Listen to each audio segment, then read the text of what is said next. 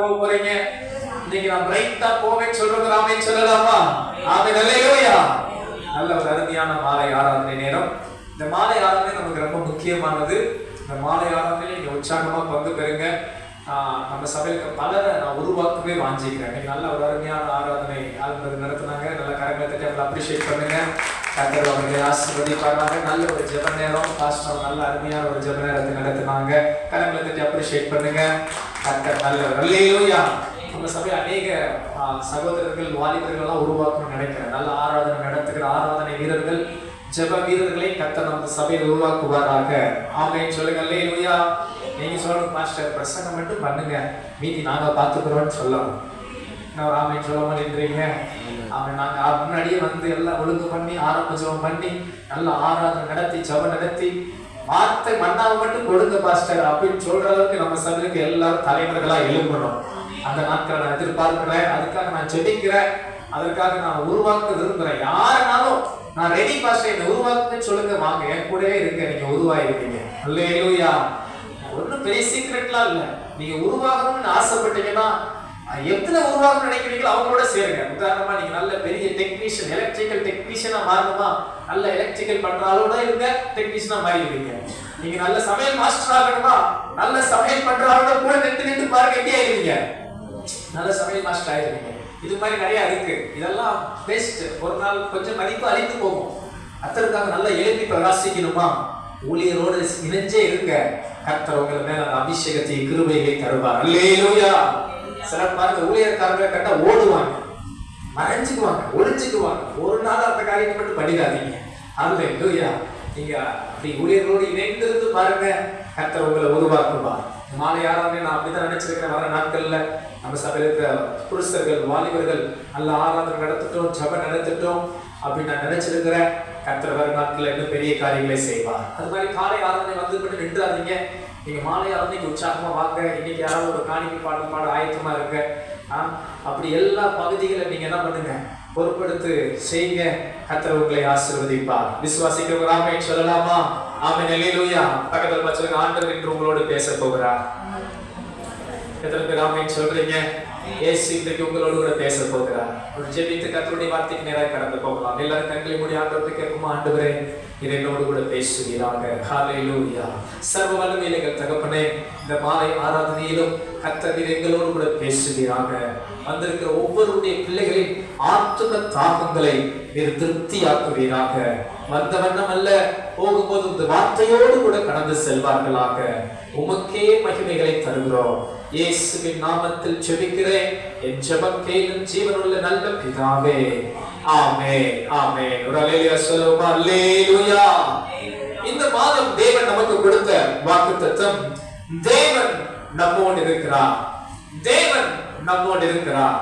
இந்த மாதத்தின் முதலாவது நாள் அன்று தேவன் யாரோடு கூட எல்லாம் இருப்பார் என்பதை குறித்து பார்த்தோம். இன்று காலை ஆராதனையில் தேவன் விசேஷமாய் ஒரு மனிதனோடு இருந்தார், தாவீதோடு இருந்தார். தாவீதோடு இருந்து என்னென்ன நன்மைகளை அவனுக்கு செய்தார், தாவீதுக்கு பலன் தந்து ஒரு ஜெயம் கொடுத்தார் என்று பார்த்தோம். தாவீதோடு இருந்து போன இடங்களிலெல்லாம் அவனை காப்பாற்றினார் என்று காலை ஆராதனையில் பார்த்தோம். தாவீதோடு இருந்து அவனை விருத்தி அடைய செய்தார், செழிக்க செய்தார், அவனை ஆசீர்வதித்தார் என்று பார்த்தோம். இந்த மாலை ஆராதனையிலும் ஆவியானவர் எனக்கு சில காரியங்களை நினைப்பூட்டினார். அதிலிருந்து உங்களோடு பேச விரும்புகிறேன். ஒரு வார்த்தையை என்னோடு கூட வாசியுங்கள், சேர்ந்து வாசிப்போம். 1 நாளாகமம் 11ஆம் அதிகாரம் 9வது வசனம். 1 நாளாகமம் 11ஆம் அதிகாரம் 9வது வசனம். எல்லாரும் சேர்ந்து வாசிக்கலாமா? 1 நாளாகமம் 11ஆம் அதிகாரம் 9வது வசனம் வாசிக்கலாம். தாவீது நாளுக்கு நாள் விருத்தி அடைந்தான், சேனையுடைய கர்த்தர் அவனோடு கூட இருந்தார். ஆமென் சொல்லுங்கள். சேனைகளின் கர்த்தர் அவனோடு கூட இருந்தார். தாவீதை குறித்து ஆவியானவர் எனக்கு மீண்டும் நினைப்பூட்டினார். தாவீதை குறித்து பேசுவதற்கு நாட்கள் பத்தாது. தாவீதின் வாழ்க்கை, தாவீது கிட்டத்தட்ட நாம் வாசிக்கிற 150 சங்கீதங்களில் சுமார் 70க்கும் மேலான சங்கீதங்கள் தாவீது பாடின பாடல்கள். அப்படி நான் தாவீதை குறித்து எனக்கு சிந்திக்கும் போது ஆவியானவர் ஒரு குறிப்பிட்ட அதிகாரத்தை காண்பித்தார். அந்த அதிகாரத்திலே தாவீது பாடின பாடலில் இருந்து சில வார்த்தைகளை உங்களோடு பேசும்படி எனக்கு நிலை கூட்டினார். என்னோடு கூட எல்லாரும் 2 சாமுவேல் புஸ்தகம் 22ஆம் அதிகாரத்தை எடுத்துக்கொள்ளுங்கள். அந்த அதிகாரத்திலிருந்து ஆண்டவர் இந்த மாலை நேரத்தில் நம்மோடு கூட பேச போகிறார். 2 சாமுவேல் 22ஆம் அதிகாரம். அதில் முதல் வசனம் இப்படியாக சொல்கிறது. கர்த்தர், யாராவது வாசிக்கிறீங்களா? 2 சாமுவேல் 22ஆம் அதிகாரம் முதல் வசனம். கர்த்தர் தாவீதை அவனுடைய எல்லா சத்துருக்களின் கைக்கும் சவுலின் கைக்கும் நீங்களாக்கி விடுவித்த போது அவன் கர்த்தருக்கு முன்பாக பாடின பாட்டு. ஒரு ஆமென் சொல்லுங்க. அல்லேலூயா. நீங்க எல்லாம் நல்ல புது பாடல் பாடணும். அன்பானவர்களே, நல்ல இளம் பிள்ளைகளுக்கெல்லாம் நான் சொல்றேன், நீங்க ஆண்டவர் துதிச்சு சில பாடல்களை எழுதணும். ஆமென். எத்தனை பேர் இன்னும் அடுத்த மாசத்துக்குள்ள நான் ஒரு பாட்டு எழுதுவேன் யாராவது இருக்கிறீங்களா? என்ன மாஸ்டர் பாட்டு எழுதுறதா அப்படின்னு நீங்க மாதிரி பாக்குறீங்க? பாடிக்கிட்டே இருக்க ஒரு புது பாட்டை கர்த்தர் தருவார். சொல்லுங்க அல்லேலூயா. எத்தனை பேர் புது பாட்டை பாட ஆயத்தமா இருக்கிறீங்க? கர்த்தருக்கு புது பாட்டை பாடுங்கள். எனக்கு இருக்கிற பாட்டை பாட வர மாட்டேங்குது பாஸ்டர், நான் எங்க புது பாட்டு பாடுறது அப்படின்னு மாதிரி பாக்குறீங்களே, சோத்திரம். புது பாடல பாடணும் ஆர்வம் கொள்ளுங்க. அடுத்த மாசம் ஜெபம் பண்ணுங்க. வீட்டுல போய் ஆண்டவரே நான் புது பாட்டை பாடணும். எப்படி பாஸ்டர் புது பாட்டு பாடுறது? ஆண்டவர் உங்களுக்கு என்ன செஞ்சிருக்கிறார் அதை அப்படியே பாடலாம் பாடுங்க. ஆண்டவர் உங்களுக்கு ஏதாவது நன்மை செஞ்சிருக்கிறாரா? போன இடங்கள் எல்லாம் காப்பாத்தினாரா? பாடலாம் பாடுங்க. நான் நிறைய பாடல்கள் எழுதியிருக்கிறேன். யாராவது எனக்கு ஸ்பான்சர் பண்ணுனா, மியூசிக் சிடி போறதுக்கு நீங்க யாராவது ஸ்பான்சர் பண்ணா டிசிடி போட்டுடலாம். என்ன ஒரு மாதிரி பாக்குறீங்க? அல்லேலூயா. ஒரு முறை நான் ரொம்ப கண்ணீரோடு இருக்கும்போது ஆண்டவரே, நான் அதிகமா சொல்லியிருக்கிறேன், நான் அதிகமா ஜெபிக்கிற ஒரு காரியம் என்னன்னா, ஆண்டவர் மட்டும் என் கூட இருந்தா போதும் அப்படின்னு அதிகமா ஜெபம் பண்ணுவேன். அப்ப நான் ஒரு முறை ஜெபம் பண்ணிக்கிட்டே இருக்கும்போது நான் ஒரு பாடல் அப்படியே ஆண்டவருடைய வார்த்தையில வார்த்தை தந்தார். நீங்க மட்டும் என்னோடு இருந்தா போதும், உங்க கிருபை மட்டும் எனக்கு இருந்தா போதும். நீங்க மட்டும் என்னோடு இருந்தா போதும், உங்க கிருபை மட்டும் எனக்கு இருந்தா போதும். இயேசுவே இயேசுவே இறங்குமே, எனக்கு இறங்குமே. இயேசுவே இயேசுவே இறங்குமே, எனக்கு இறங்குமே. ஹல்லேலூயா. அவ்வளவுதான். நான் கடந்து போன சூழ்நிலை ஒரு பாடலாய் மாறினது. அது மாதிரி உங்களுக்கு நன்மை செஞ்சா, சந்தோஷம் செஞ்சா, ஆண்டவர் நன்மை செஞ்சானா நன்மையை பாட்டு பாடுங்க. துக்கத்துல இருந்தாலும் எனக்கு துக்கத்துல ஆறுதல் நீங்க ஆண்டவரே அப்படின்னு பாட்டு பாடுங்க. இப்படி அநேக பரிசுத்தவான்கள் அவங்க பாடல் எழுதின சாட்சியெல்லாம் கேட்டு பார்த்தீங்கன்னா ரொம்ப அருமையா இருக்கும். பாருங்க, ஒரு பாடல் இருக்கு, நான் நிற்கும் பூமி நிலை குலைந்து அழிந்தாலும். கேட்டிருக்கிறீங்களா? நம்புவேன் இயேசுவை ஒருவரே, நான் நம்புகிற எல்லாம் அழிந்தாலும். அந்த பாடல் எழுதின அந்த பாஸ்டர் ஒரு முறை சாட்சி சொன்னாங்க. ஒரு முறை அவர் சாட்சி சொல்றதுக்கு ஆச்சரியமா இருந்துச்சு. ஒரு நாள் அவர் ஊழியத்தில் இருக்கும்போது நல்ல நிறைய ஆத்துமக்கள் வந்தார்களாம். அவர் திடீர்னு ஃபாரின் போக வேண்டியதுனால தன்னோட இந்த ஊழியத்தை பார்த்துக்கப்பா அப்படின்னு கொடுத்துட்டு ஃபாரின் போயிட்டார். போயிட்டு வந்து பார்த்தா அந்த ஊழிய அவர் என்ன பண்ணிட்டாருன்னா இருக்கிற ஆளெல்லாம் கூட்டு போயிட்டாரா. இவர் வந்து பார்த்தா வெறும் சர்ச்சு மட்டும் இருக்கு, ஆள் இல்லை. சோத்திரம் எப்படி இருக்கும் பாருங்க. அவர் உட்காந்து அழுது ஜெபம் பண்றாரு, ஆண்டவரே சோத்திரம் ஐயா அப்படின் போது இந்த வார்த்தை ஆகியவர் உள்ளத்துல கொடுத்தார். நான் நிற்கிற பூமியே நிலை குலைந்து அழிந்தாலும், நான் நம்புகிற யார் என்ன விட்டாலும் நான் இயேசுவை ஒருவரையே நம்புவேன், நான் நம்புவேன் இயேசுவை அப்படின்னு அந்த பாடல் எழுதினாங்க. பாருங்க எவ்வளவு நல்லது. அல்லேலூயா. பாருங்க, இன்னும் நிறைய சொல்லலாம். எல்லா பாட்டுக்கும் ஒரு பின்னணியம் இருக்கு. ஃபாதர் பாடின எல்லா பாட்டுக்கும் ஒரு பின்னணியம் இருக்கு. அப்ப நீங்களும் புது பாட்டு பாடுங்க. எனக்கு தெரியல, இருக்கிற யாரையாவது ஆட்டம் நல்ல பாட்டுக்காரங்களா உருவாக்குவான்னு நினைக்கிறேன். நீங்க நல்ல புது பாட்டெல்லாம் பாடி ஒரு வருஷமாவது எடுத்துக்கங்க. ஆமே, அடுத்த வருஷத்துலயாவது நீங்க என்ன பண்ணுங்க, ஒரு புது பாடலை பாடி ஆண்டவரை மகிமைப்படுத்துங்க. ஒரு ஆமென் சொல்லுங்க. அல்லேலூயா.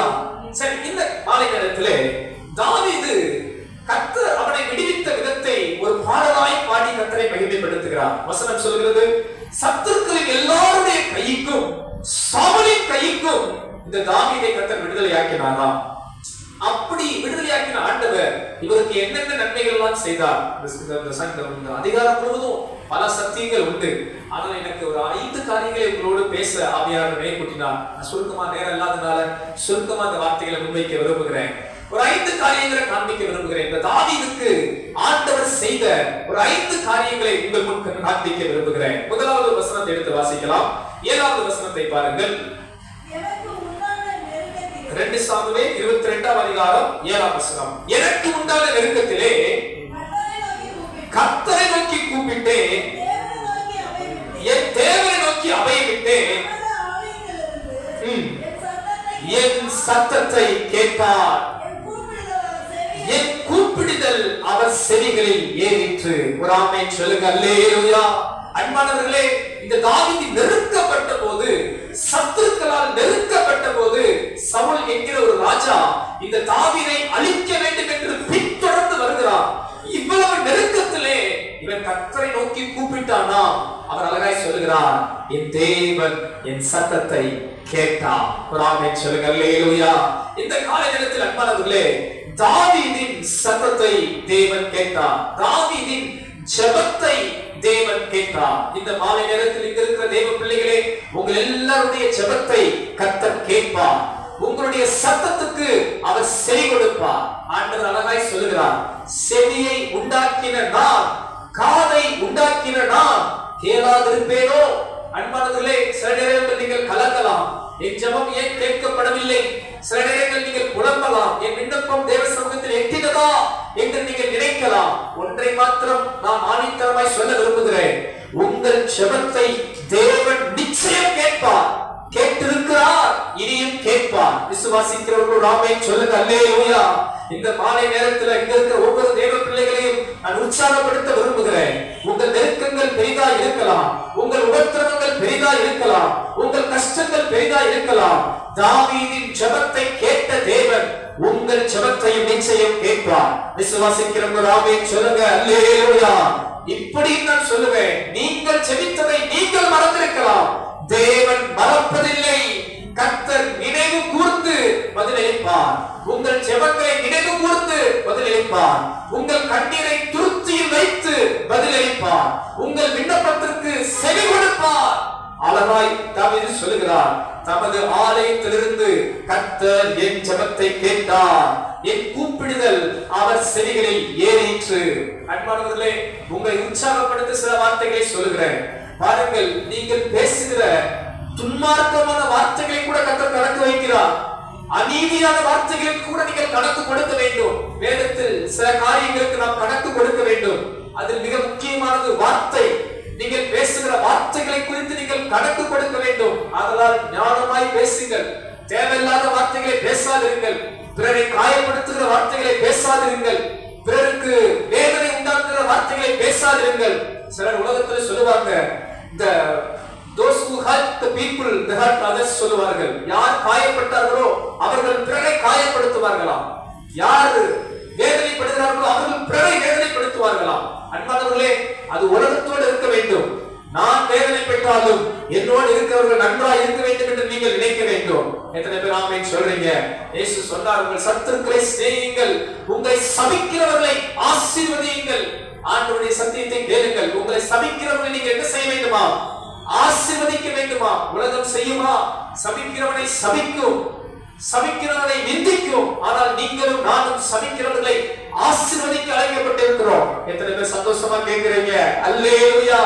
இப்படி வார்த்தைகளுக்கு கணக்கு கொடுக்க வேண்டும். இப்படி துன்மார்க்கமான வார்த்தைகளையே கர்த்தர் கேட்டு கணக்கு வைப்பாரானால் உங்களுடைய ஜெபங்களை எவ்வளவு அதிகம் கர்த்தர் கேட்பார், எவ்வளவு அதிகம் கேட்டிருப்பார். நிச்சயம் தேவன் உங்கள் ஜெபத்திற்கு பதிலளிப்பார், பலனளிப்பார் என்பதை மறந்து விடாதிருங்கள். கரமுயர்த்தி அல்லேலூயா சொல்லலாமா? அல்லேலூயா. நான் வேதாகம கல்லூரி படித்த நாட்களிலே அநேக சம்பவங்களை என்னால் மறக்கவே முடியாது. அதில் ஒரு காரியம், நான் 2வது ஆண்டு 3வது ஆண்டு எனக்கு தெரியவில்லை, 2வது ஆண்டு என்று நினைக்கிறேன். அப்போ நான் என்னுடைய பொறுப்பு என்னவென்றால், கல்லூரியில எங்களுக்கு சனி ஞாயிற்றுக்கிழமை ஊழியத்துக்கு அனுப்பி விடுவார்கள். அப்பொழுது நான் ஒரு சபையில போய் ஊழியம் செய்ய வேண்டும். அது எங்கள் கல்லூரி மூலமா எங்களுக்கு கொடுத்த பொறுப்பு.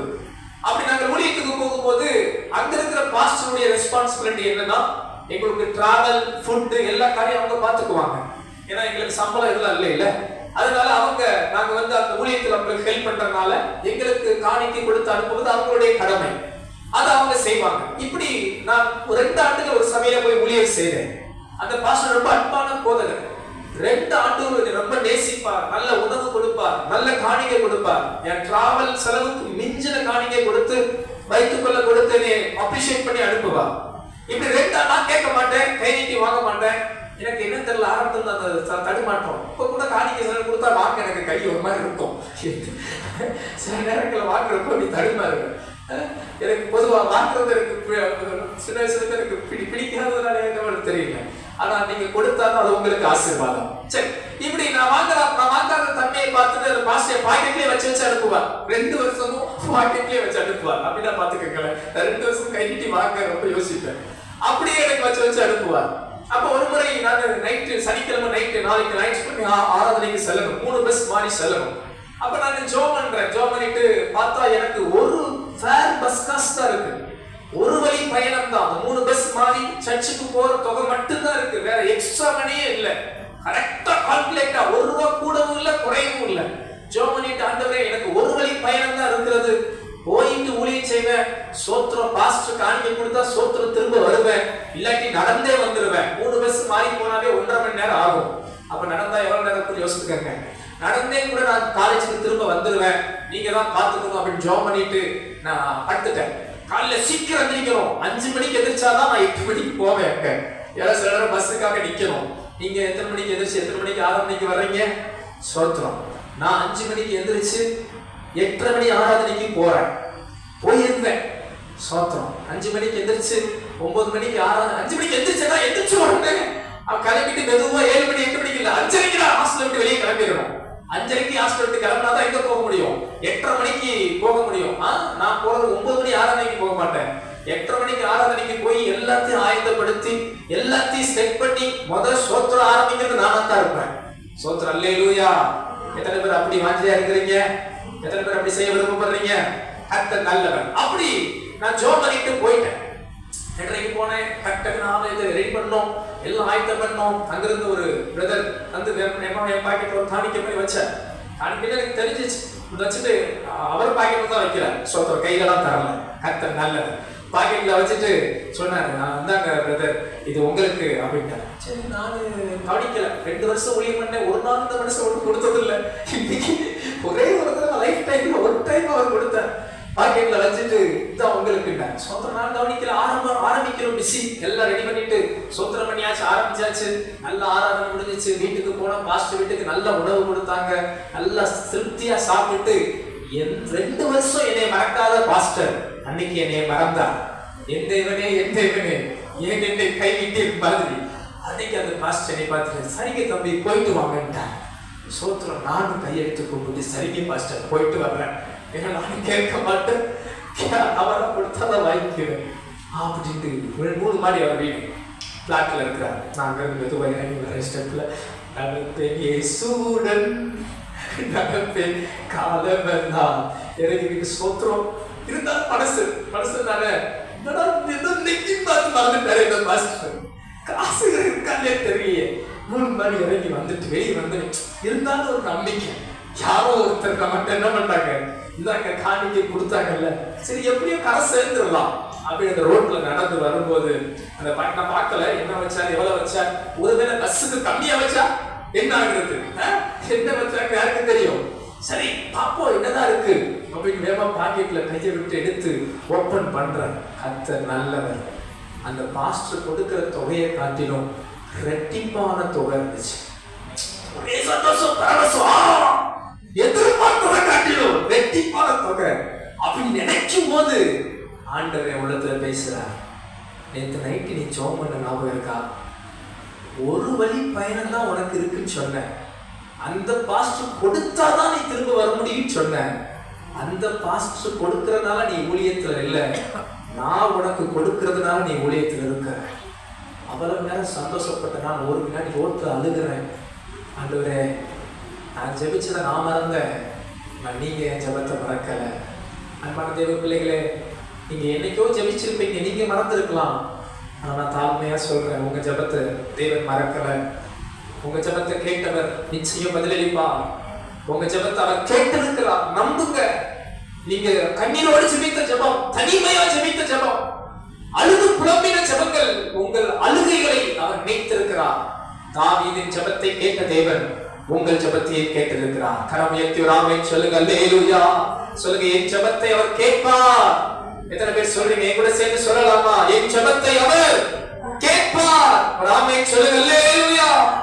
இரண்டாவது காரியம் பாருங்க, தாவீதுக்கு ஆண்டவர் செய்தது. 19ஆம் வசனம் வாசியுங்கள். என் ஆபத்து நாளிலே எனக்கு எதிர்த்து வந்தார்கள், கர்த்தரோ எனக்கு ஆதரவாய் இருந்தார். ஒரு ஆமென் சொல்லுங்க. அல்லேலூயா. முதல்ல அவர் ஜெபத்தை கேட்டார். இரண்டாவது காரியம் சொல்றாரு தாவீது, எனக்கு ஆபத்து வந்த போதெல்லாம் எனக்கு எதிர்த்து நிறைய பேர் வந்தாங்க, ஆனா என் கர்த்தர் எனக்கு ஆதரவா இருந்தார். ஹல்லேலூயா. அன்பானவர்களே, உங்களுக்கு ஆதரவு யாருமே இல்லையா? Don't worry, be happy. கர்த்தர் உங்களுக்கு ஆதரவா இருப்பார். ஹல்லேலூயா. எத்தனை பேர் ஆமென் சொல்றீங்க? கர்த்தரோ எனக்கு ஆதரவா இருந்தார். இந்த மாலை நேரத்துல நான் தாழ்மையா சொல்றேன், உங்களுக்கு நண்பர்கள் இல்லாம இருக்கலாம், உறவுக்காரர்கள் இல்லாம இருக்கலாம், ஏன் யாருமே இல்லாம கூட இருக்கலாம், நீங்க தனித்து கூட இருக்கலாம். ஒருவேளை அப்படி உங்களை வைக்கவில்லை என்று நான் விசுவாசிக்கிறேன். இருந்தாலும் கர்த்தர் உங்களுக்கு சபை ஐக்கியத்தை கொடுத்து எல்லாம் ஓகே. இருந்தாலும் நீங்க சில நேரம் தனிமையா, ஐயோ நெருக்கம், ஐயோ பல துன்பம், ஐயோ சில பாடுகள் என்று தவிக்கிற நிலைமையில் இருந்தா கூட நான் தாழ்மையா சொல்லுகிறேன், தாவீதுக்கு ஆதரவா இருந்த தேவன் உங்களுக்கும் ஆதரவா இருப்பார். கரமுயர்த்தி சொல்லுங்க. கர்த்தரோ எனக்கு ஆதரவா இருந்தார். ஹல்லேலூயா. விசுவாசிக்கிறீங்களா? நம்புறீங்களா? உங்களுக்கு கர்த்தர் ஆதரவா இருப்பார். உங்களுக்கு கர்த்தர் ஆதரவா இருப்பார். என்னால் பல சாட்சிகள் சொல்ல முடியும். கர்த்தர் எனக்கு ஆதரவா இருந்தார். அன்பானவர்களே, இயேசு உங்களுக்கு ஆதரவா இருப்பார். விசுவாசிக்கிறவங்க ஆமென் சொல்லுங்க. ஆமென். அல்லேலூயா. இந்த மாலை நேரத்துல நான் தனிமையா இருக்கிறேன் என்ற எண்ணம் யாருக்கு வர வேண்டாம். எனக்கு யாரும் இல்லை என்ற எண்ணம் வரவே வேண்டாம். சொல்லுங்க. யார் என்னை கைவிட்டாலும் என் இயேசு கைவிட மாட்டார். ஏன் தெரியுமா? அந்த பக்தனை கைவிட்ட நேரம் உண்டு. அதனால அந்த பாடல் அவர் பாடுறார். சொல்லுங்க பார்க்கலாம். யார் என்னை கைவிட்டாலும் என் இயேசு கைவிட மாட்டார். யார் என்னை கைவிட்டாலும் என் இயேசு கைவிட மாட்டார். கைவிட மாட்டார், கைவிட மாட்டார், கைவிடவே மாட்டார். இயேசு கைவிடவே மாட்டார். தாயும் அவரே, தந்தையும் அவரே, தாயும் அவரே, தந்தையும் அவரே. தாலாட்டுவார், என்னை சீராட்டுவார். இப்படி தெய்வம் இருக்கா? தாலாட்டுவார், என்னை சீராட்டுவார்.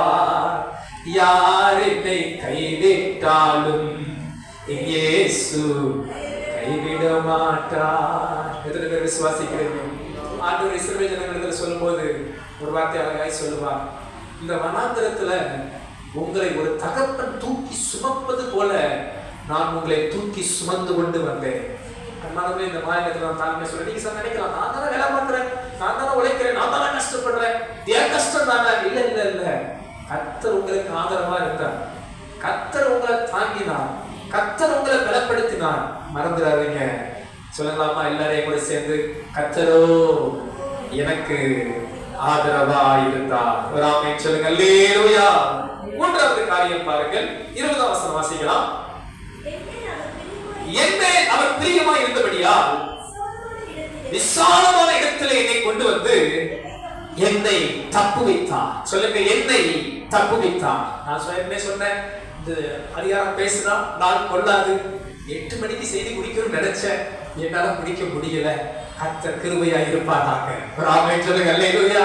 நீங்க வீட்டுல போய் இந்த அதிகாரம் வாசித்து பாருங்க. ரொம்ப அருமையான ஒரு சங்கீதம். குறித்து வச்சுக்கோங்க. 2 சாமுவேல் 22 அதிகாரம். ரொம்ப அருமையான ஒரு வார்த்தை. இந்த இடத்துல பாருங்க. என்னை தப்புவித்தார். என் ஜெபத்தை கேட்டார், எனக்கு ஆதரவா இருந்தார், என்னை தப்புவித்தார். எல்லாரும் சொல்லுங்க. என்னை தப்புவித்தார். உங்களுக்கு சில கஷ்டம் வரலாம், உபத்திரவம் வரலாம், சத்துருக்கள் வரலாம், துன்பங்கள் வரலாம். ஆனா மறந்துடாதீங்க அன்பானவர்களே, கர்த்தர் உங்களை தப்புவிப்பார். நீதிமானுக்கு துன்பங்கள் வரும். சிலர் சொல்லுவாங்க என் வாழ்க்கையில சோதனையே வரக்கூடாது, என் வாழ்க்கையில கஷ்டமே வரக்கூடாதுன்னு சிலர் ஆசைப்படுவாங்க. சிலருக்கு எனக்கு உடம்பே சரியில்லாம ஆகக்கூடாதுன்னு நினைப்பாங்க. எல்லாம் சோத்திரம், கஷ்டம்தான், சோத்திரம். ஆனா நான் தாழ்மையா சொல்றேன், உங்களை கத்த தப்பு வைப்பான். பாருங்க, திராணிக்கு மேலே உங்களை சோதிக்க அவர் விடமாட்டான். தாங்கிடும் பேலன்ஸ் தருவார், தப்பி செல்ல வழி செய்வார். சொல்லுங்க, என்ன தப்பு வைப்பார்? சொல்லுங்க அல்லேலூயா. பாருங்க, நமக்கு அறிஞ்சு அறியாமலும் சில தீங்கு வரும், அறிஞ்சு அறியாமலும் சில ஆபத்து நேரம் வரும். சில நேரங்களில் நமக்கு விரோதமா சில கண்ணிகள், சில சாத்தானுடைய எதிர்வினைகள் இருக்கும். ஆனா நான் விசுவாசிக்கிறேன், நீங்க ஜெபம் பண்ணுங்க, கர்த்தர் உங்களோடு இருக்கும்போது உங்களை தப்புவிப்பார். கர்த்தர் என்னை எல்லா தீங்குக்கு விலக்கி காப்பார், என் ஆத்துமாவை காப்பார். விசுவாசிக்கிறீங்களா? நம்புறீங்களா?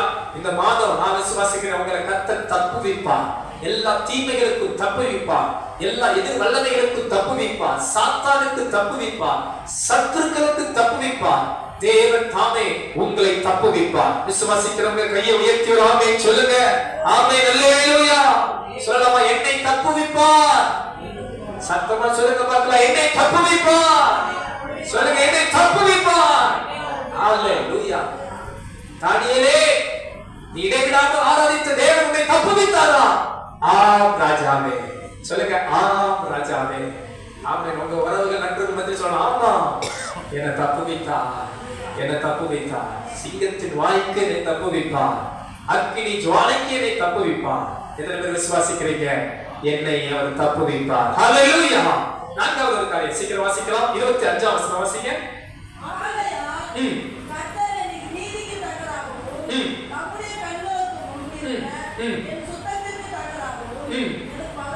எனக்கு பலன் அளித்தார். சொல்லுங்க, எனக்கு பலன் அளித்தார். அந்த God will give reward to you.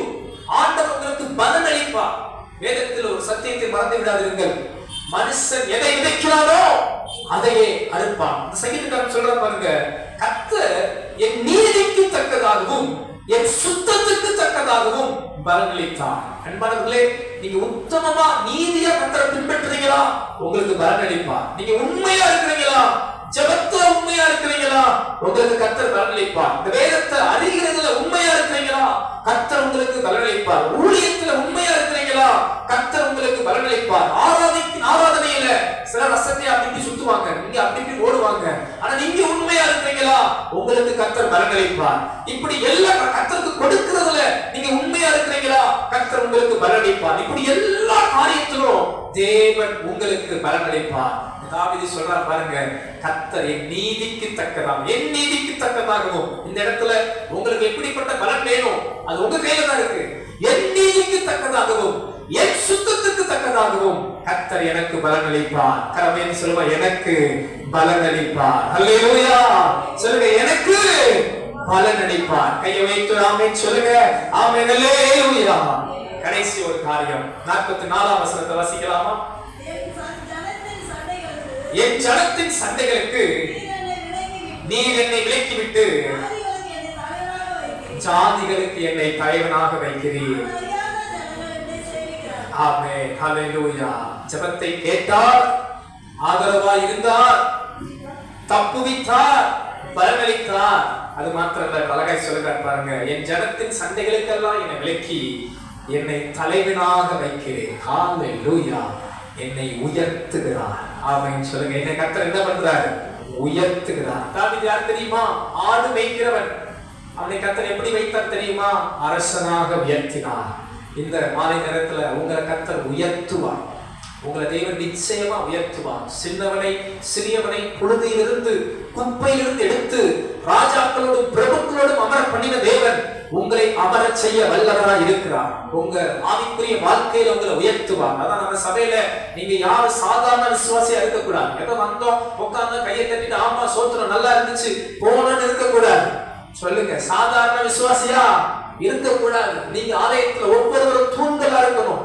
ஜெபத்துல, ஊழியத்துல, விசுவாசத்துல, கனி கொடுக்கிறதுல நீங்க உயர்த்தப்பட்டு கொண்டே இருக்கணும். அதே மாதிரி பூமிக்குரிய காரியத்திலும் நீங்கள் சாதாரணமா இருக்கக்கூடாது.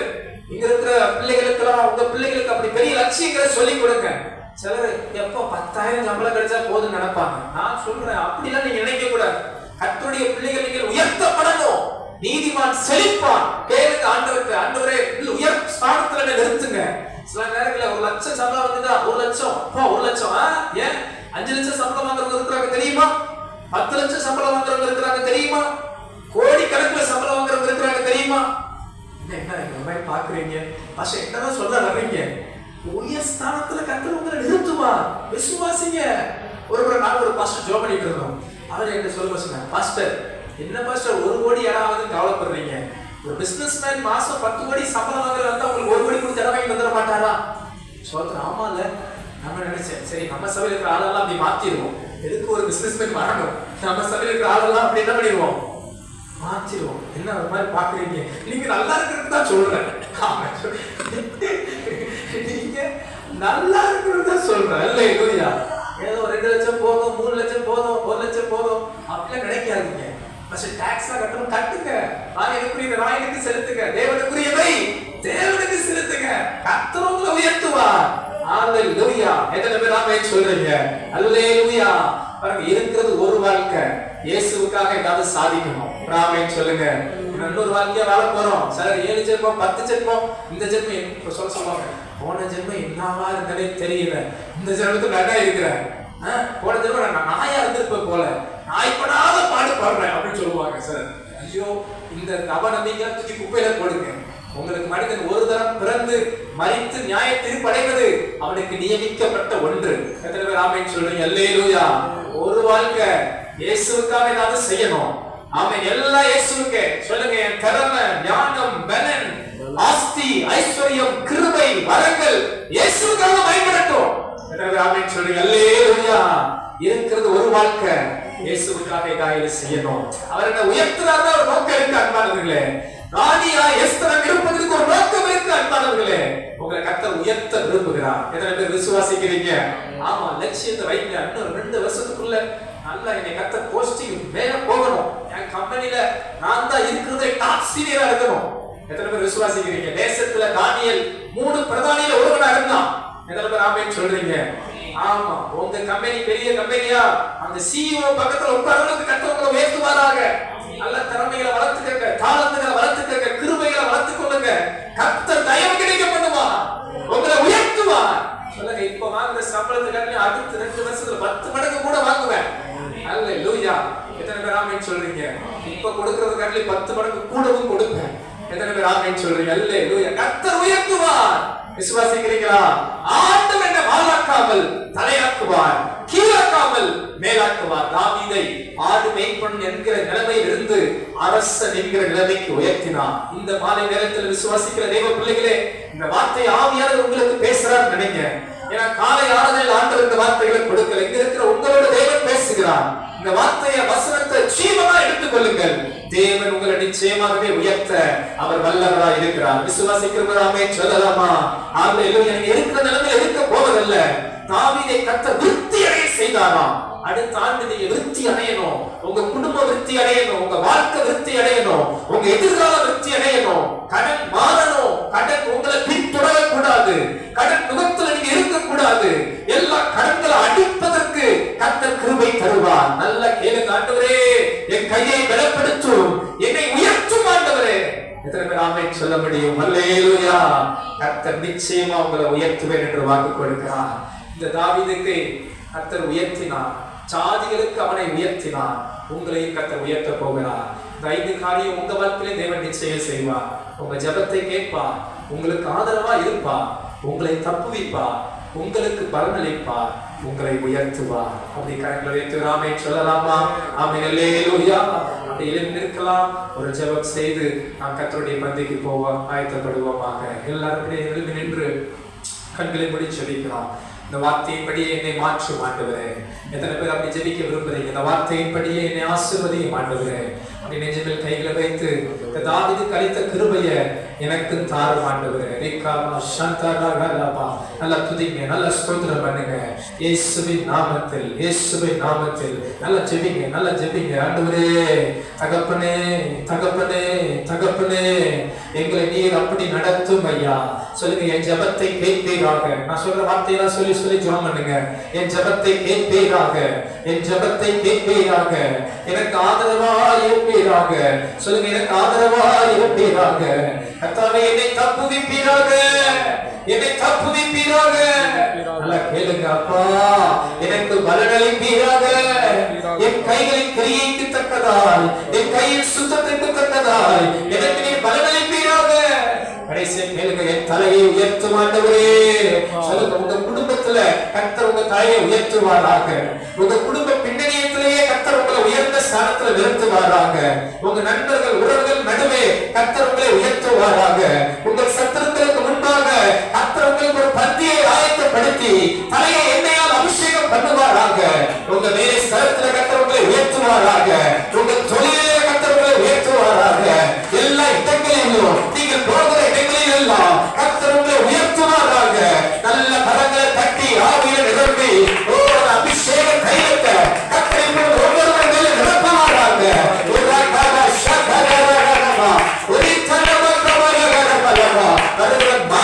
ஒரு ப்ரமோஷனை கொடுப்பாராக, ஒரு மேன்மையை கொடுப்பாராக, ஒரு உயர் ஸ்தானத்துல கர்த்தர் உங்களை நிறுத்துவாராக. ஹல்லேலூயா, ஹல்லேலூயா. அவர் நம்மை உயர்த்துகிற தேவன். நன்றி தகப்பனே, கர்த்தர் எங்களை உயர்த்துகிறபடியால் உமக்கு ஸ்தோத்திரம் ஐயா. உமக்கே மகிமையை தருகிறோம். எல்லா துதி கன மகிமை ஸ்தோத்திரங்கள் உமக்கே உண்டாகட்டும். இயேசுவின் நாமத்தில் ஜெபிக்கிறேன். ஜெபம் கேளு நல்ல பிதாவே. ஆமென், ஆமென். அல்லேலூயா.